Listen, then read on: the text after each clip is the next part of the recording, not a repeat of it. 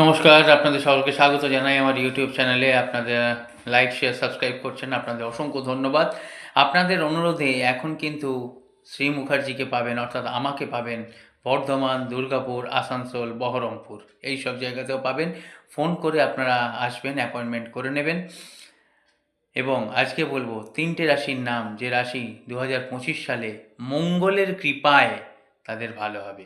কারণ 2025 সালটা হচ্ছে মঙ্গলের বছর, আর শনিদেবের কৃপাও ভালো হবে। কারণ আপনারা অবাক হচ্ছেন, শনি মঙ্গলের কৃপায় আবার ভালো হয়?